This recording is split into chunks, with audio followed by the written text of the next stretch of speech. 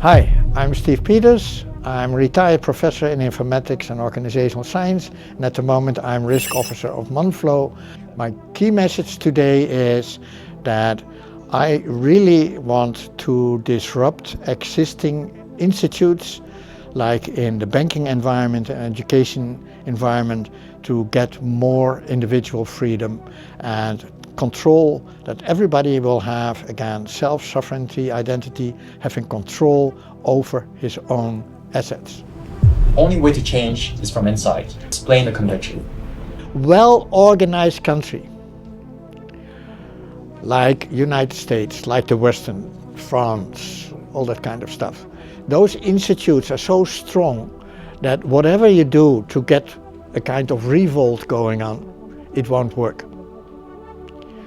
Either you have to do something completely new which doesn't exist. If you look at the quantum theory, because my origin, I have a PhD in physics, in elementary particle physics, so I'm a quantum physicist, so I know exactly what the impact of quantum is going to be on IT. That's something which is not regulated. It's completely unknown. If you look at biomedics at the moment, it's a completely unregulated area. The whole research in cell structures, building DNA, RNA, and that kind of stuff is still completely new. Governments don't know about it, so that's still possible.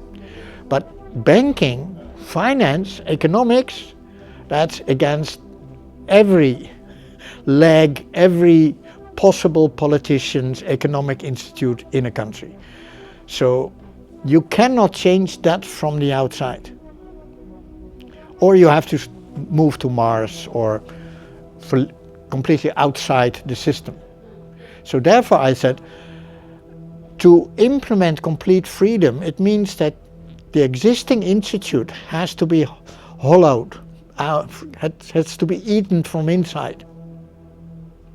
Now, one of the major points is that the banks, your salary is now always put onto the bank account. And you use that bank account for your mortgage, and you use that bank account for making payments elsewhere, for parking your car, for paying your tickets, all that kind of stuff. Which means that these banks know everything about you. And they have your lock-in because they give you the loan, they give you the mortgage. You cannot go anywhere anymore. So it's for them very easy to block crypto, because the only thing they have to do is they say, okay, crypto, Bitcoin, that's an investment. So it falls under the rules for investments. So there you go, Binance, you're not accepted in the Netherlands. That's how they work, institutes. Now, so you have to, I had these discussions internally in the development group, you have to adopt to the normal people that you get volume in such a way that you are acting at the, let's say, border of what's possible and allowed. And then when you get volume there, then suddenly people are getting interested. So I had a very nice discussion with the Minister of Economic Affairs of the European Union. And this was in 2011. This was just after the big crisis of 2008, 2009, the banking crisis, all the stuff. Everybody was losing money. And I was working for a company and we were making still profit like hell. So she was asking me, how are you making profit? How is this possible? I said, oh, ma'am, there are still so many gray areas where you can work. Where you can earn money. It's only that you have to know from inside as well where to find those gray areas and how to operate it without annoying government, without annoying tax people and that kind of stuff. That's the story. That's why for this type of, for money, financial capital and human capital, education, you have to eat from inside. So they kicked me out as a professor because I was not publishing the right papers and things like that. So talking about corruption, you said that corruption is good because politics and economics. No, that's not what I said. No, corruption in the end is always bad because it increases inequality and it's, well, people should not get rich over the back of others. That's something I don't like.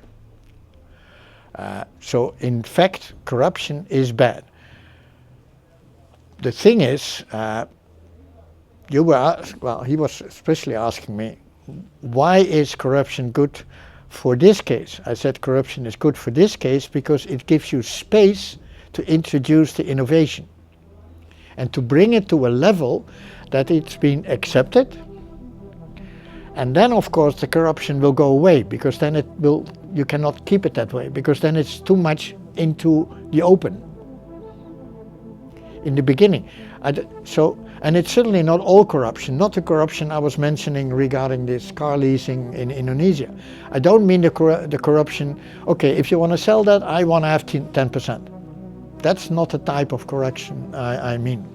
The type of corruption I mean is, which is good, is that politicians see some personal win-win for them when this innovation advantage this really comes from the ground and is being implemented.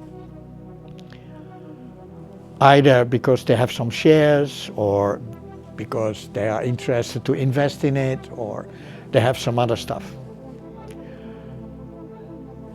So it's always happening. I'm sorry to say I had a project here in Amsterdam regarding payments for parking. And I worked with people and we made a proposal to the government of this city. And they said, no, you have to make the proposal to this consultancy firm. And then the consultancy firm says, you have to pay 10,000 euro in advance, otherwise we will not read your proposal. I don't know how you call that, but so it's everywhere. And that's the wrong type of corruption because that's against innovation. So what's next for you? What's the next thing you're going to disrupt? The whole labor and in fact the whole labor market. At the moment it's like this. You have an HR department and when you have a vacancy, the HR department determines what kind of person, what function description there is, what kind of certifications you need, blah blah. They publish it on LinkedIn or Monsterboard or whatever, and then you as a poor individual, you have to apply for the function, right? You have to give them all the information about yourself, which is of course more and more fake at the moment because it's very easy to make your own diplomas and all that kind of stuff. So, but this is crazy. What we see happening now is that in fact there's a huge mismatch between the real skills and competences of people and what companies are asking for through HR. Because of that, we get a lot of information exchange and central systems around the labor market, including the control on labor. With when do you get unemployed? How are unemployed people being treated? Let me give you an example. Municipality, one municipality in the Netherlands, there was a factory who was asking for welders because his old welders, the people who weld metal together, right, for the big trucks and things like that. They had very old ones. They got their pension, so they were looking for new young ones. They couldn't find them because there's no education anymore in welding. You get no certificate anymore in the Netherlands. It's very difficult. So they went to the municipality and said, well, you have 42,000 unemployed people, right, in your database. And you are paying every month unemployment money to them. Yes. So out of the 42,000, are there not 7 who could come to my company for welding? So the people from the city, municipality, made an analysis on the database, 0 result. Reason is that in that area there were mostly administrative companies, like insurance companies, banks, who fired in the 80s, 90s a lot of people and continued to become smaller and smaller. So unemployment was mostly administrative people.